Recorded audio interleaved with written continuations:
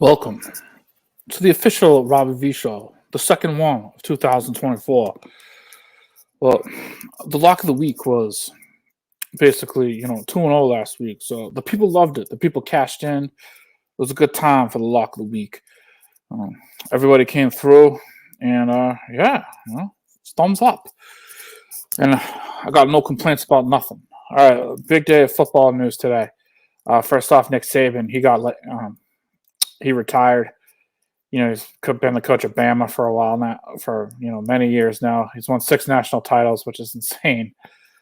Great college coach, great recruiter. I mean, God, he keeps all the talent in the South, down in Bama, and keeps the good recruits.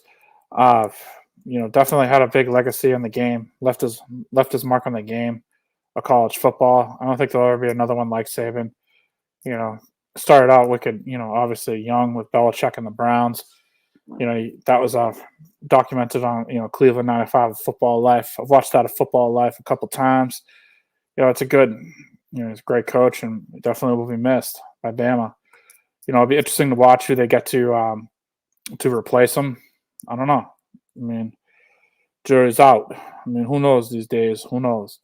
The other big news is Pete Carroll got fired, which it's like I'm not surprised at, but he's he had a good run, and he'll always he did win a Super Bowl with the Seahawks. He'll always be known as the for when he should have given the ball to Marshawn Lynch instead of have Russell Wilson throw it, and then what's his name got the interception. I can't think of his name right now. But I'm sure it'll come to me, or I'll just Google it on the show. No, what's his name? Patriots, Seahawks, INT. I think it was something. I can't remember. I know the guy flamed out. Maybe that's why I can't remember. Oh yeah, Malcolm Butler. I knew it was Malcolm something. Yeah. Well, what are you gonna do? But you didn't hear me. You don't tune into this show to watch wants me to look up things on Google and to do that good stuff. So as promised, the locks of the week. All right, let me get up DraftKings because can't remember the lines off the top of my head. Jesus. Whoa. All right, so the first lock of the week is I actually think the Chiefs have a pretty damn good chance of beating the Dolphins. Now, hear me out on this one. I think the Dolphins' defense, unfortunately, due to the loss of the 2 linebackers, is pretty hit up. I don't think the Chiefs' offense is freaking spectacular, but I think the Chiefs, I think this is the Chiefs' game where they get it right and they make everyone think they're going to go on a run before they get shut out, get stomped on by the Ravens. I think the 4.5 is pretty reasonable. I think ultimately what's going to happen in this game is that the Chiefs are going to slow down Miami enough. I think the Chiefs are going to be motivated to shut down Tyreek Hill. They did win the other game 21-14 earlier in the season. So I think the Chiefs will get it again. Just want to make sure I'm right on that. Because there's nothing better than dead air. Let's be honest. I also just don't. I don't know. Like, I think the Dolphins are. Obviously the Dolphins are banged up. They got a lot of injuries. I think the Chiefs are relatively healthy. I think Kelsey's going to have a good game. I think Mahomes is going to come to play. I think, but their Chiefs running game will get going. They're going to take advantage of the loss of the 2 linebackers. And on a separate note, that linebacker never should have been playing in the fourth quarter of a game. I have no idea how that coach let that happen. It's just one of those things like, what are you going to do? But I think you take the Chiefs here -4, 4.5. You should probably play it down to 4 or 3. But I think the official lock of the week is play it down to 3. Get rid of the stupid hook, get rid of all the hooks and whatnot, ways to get screwed over. And that's that. The second lock of the week is I actually I understand Houston, they have a great offense and whatnot with Nico Collins and Stroud's a great quarterback. I don't know. I do like the Browns though. I like the Browns defense. I think they got a good running game. You know, but I don't know. Is this the lock of the week game? Probably not. It's not. It's not a good game. That was just a tease. The real lock of the week game is take Tampa Bay +3. I think we all know why. The Eagles are a well documented mess right now. I don't think they're at all ready to play. They laid a freaking stinker against the Giants. There's obviously problems with AJ Brown that's dividing the team. To pull that big of a no-show in such an important game last week was absolutely ridiculous. It also shows Sirianni can't freaking, he depended on his coordinators a lot more than people realized last year. And I also think that the Eagles just aren't going to be ready to play. I think they're going to go into the offseason. It's going to be interesting. I would take the Bucks. I would take the Bucks +3. I wouldn't touch the over/under. The other games, Detroit versus the Rams. I don't think the Rams are necessarily going to upset Detroit, but I think this is going to be a bigger game than people think, a closer game than people think. Detroit hasn't been playing the best lately, and I know they're all fired up for their the first home playoff game in quite a while, but I'm not really expecting them to really to dominate the Rams. I think that's going to be pretty close. I think Dallas is going to walk over for, have a hell of a game against freaking against the Packers. I don't think the Packers that good. They have a good running game, but they're banged up at wide receiver. Dallas can throw on anybody, and their defense will be able to stop Aaron Jones and Corey Dillon, AJ Dillon, and whatnot. Those aren't the lock of the week games, but I think they're pretty good. Bills Steelers. I understand the -10 for the Bills, but I would be cautious of that. The Bills play down to their opponents, and Josh Allen hasn't really played that well at all this year. Lately, he's throwing a lot of picks, and I just don't think that's a good move. I think you'd be better off, just not taking action on that game. But the fact of the matter is, it's the RBV special. You just don't take any action on it. All right. Now, let's talk about some other things. First off, the Patriots. I mean, unfortunately, they lost in that Jets game. Kudos to the people who went and actually sat in that blizzard. If you actually, went and sat the whole game and got home in one piece, I mean, I think you win MVP this week because, that absolutely looked miserable. And it was a miserable game, and Jets won, and we're not surprised. I got, it's always the question, do I think this is going to be Belichick's last game? I mean, I hope. I don't know. I would hope he would go out better than he did with this season, but I honestly don't think that he's gonna. I don't think he's coming back to New England. I think he's gonna go either a San Diego or a team that's ready to contend immediately and try to get another title without Brady. I think it's something that's probably eaten at his craw, and I also think that, as discussed before, San Diego and other teams are probably the prime opportunity. I mean, San Diego, you'd just have to really build a defense, and you can do that fairly quickly, especially with free agency. I would hope that the Patriots are going to do this and move on. They do it before the draft so the new regime can come in.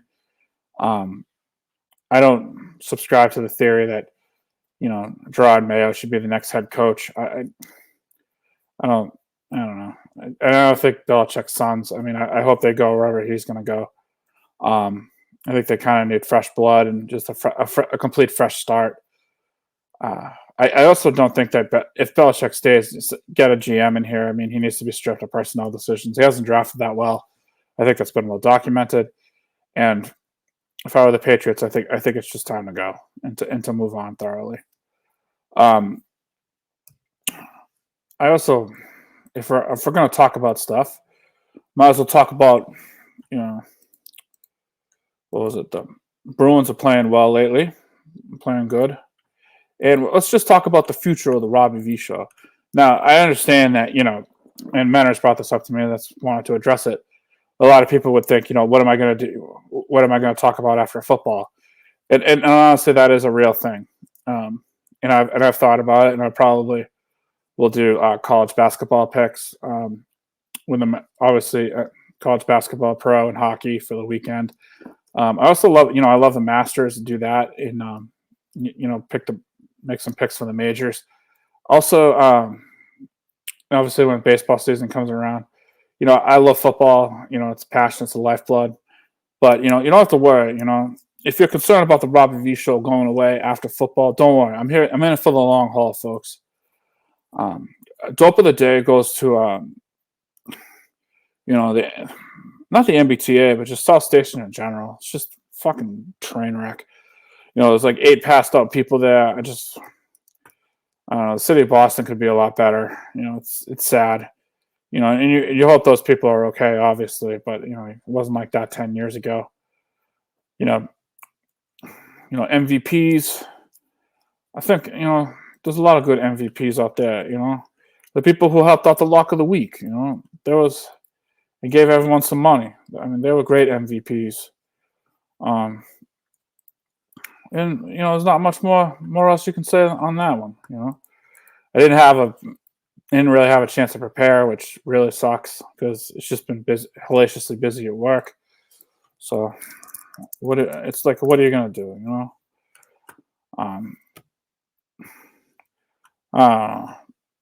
I guess another one would be like dope of the day would be Chris Christie. I mean, I don't know why he ever entered the Republican national race, for the nomination to begin with. He had no chance of winning. He wasted a lot of people's time and hard-earned money. And dope of the day also goes to the people who donated to him. Because now he just out the money, and he's just sitting at home doing God knows what. Probably just sitting on his ass, eating a freaking cheeseburger or something. Now, I don't know. MVP, I guess, goes to Charles Barkley for not holding back. I mean, he told the media that he was gonna, he would have punched Aaron Rodgers over the Epstein remark if he had been linked to Jeffrey Epstein. So yeah, so Charles is a good man. He never holds back, and we all should, appreciate Charles Barkley for who he is and his position on that. I don't know. I have no real opinion on Aaron Rodgers. I mean, I hope his ACL gets okay, and that's really about it. Might as well start with, it's Jesus. Some of the news headlines, you're just like, what the hell is going on? But, what are you going to do? I will say this for Pete Carroll, though. I don't know if he'll get picked up again, but he did give the Seahawks a hell of a ride. And that's the last I have to say about Pete Carroll. Now, I guess I was pretty surprised when what I said about Coleman and Gus got tweeted out on the network, and usually I stay away from network events, but basically, not Kirk Minahan show events, but might as well just make it a segment. I don't think that obviously over the past week, Coleman seems to have been doing a little better. Seems to be making the right strides. Gus, it's tough. He's making a lot of curious decisions. I don't know. There's only so long we can have with the Gus, bad idea segment, as many viewers before me have said. Many, many, many. I mean, you could line that up from Prevedius to the freaking Weymouth Shaws and how many people have said that. I guess this is an open thing for Gus, just, laying out the cards on the table. Like, dude, you're hired for a reason, going to RyderCon down in, Long Beach. It's like, I'm not going to, you got back, you made the show. Congratulations. You literally pulled a freaking Smokey and the Bandits. Well, maybe not, completely, but whatever. I just come with the fire, man. Come with the ideas. Come with something. The fans are looking for it. People, dude, you still have fans out there. You can't.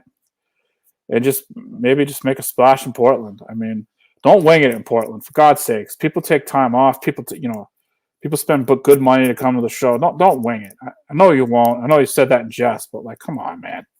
You gotta be smarter than that. Like, seriously.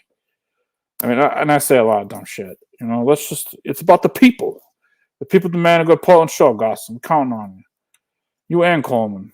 And everyone. What was it? Might as well. Put a $25 bet in. Might as well see what happened. That's going well. Oh, shit. Oh, doing all right. Anyway.